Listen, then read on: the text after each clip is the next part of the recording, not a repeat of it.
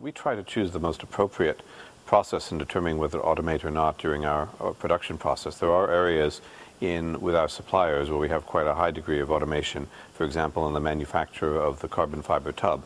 But within the production center, we have a very, very highly skilled team of technicians, and their job is to assemble a very broad range of variants of the product. We have almost unlimited options, and so there's quite a bit of variability, and we find that we can achieve a tremendous level of precision with the great production control that we have without resorting to a lot of automation. This has a couple of other benefits for us. First and foremost, it dramatically reduced the investment on the production line, investment which we can take and put back into the car to make a better product for our customers. Secondly, it provides a very clean and serene environment for our workforce to ensure that the quality of the cars is outstanding.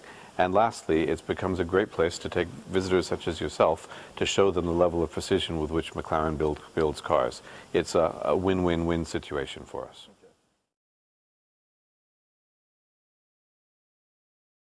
I think, again, it's a question of degree. We're building, on average, with the 12C, fewer than 1,500 cars a year. So our volume is quite low. And we don't need this very rapid repeatability over a high volume of cars that you'd need if you were building 1,500 cars in a day in an assembly plant, which a large volume manufacturer might build. We also, as I mentioned, we have quite a bit of variability in our production, and the assembly of the car is in some areas quite complex.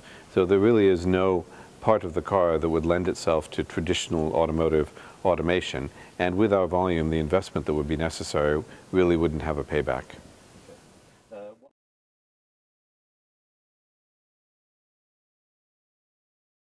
Well, our production center is quite unique in that it's probably the first ever automotive production center that was built around the architecture of the car. The 12C has very unique architecture, as will our future variants. And when we built the production center, we took into account the level of complexity and differentiation that there would be from one model and one variant to the next. And clearly one of the advantages of having a flexible system is that as we introduce new variants and new models, we can add or delete workstations without a fundamental tear-up of the entire production system. So it's very flexible in that regard.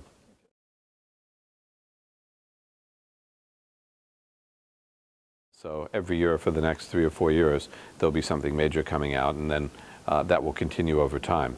What I can say, I won't go into any specific detail, but everything that we do will continue to be pure McLaren in terms of its technology and in terms of the components that go into the car.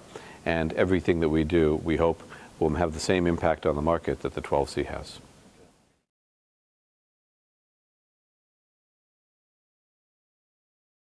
Absolutely. We are very proud, and we have a very strong relationship with our supplier partners. They are a fundamental part of what we do. Many of the technologies that come into the car have come from our suppliers, and we've jointly developed them together. So we're very loyal to our existing partners, but at the same time, our aim and our desire is to be absolutely the best sports car maker on this planet. And we'll only be able to achieve that if we have the very best from our suppliers. And so any company, any firm that has new technology or new ideas that they think would make our cars better will absolutely have a place in our partnership.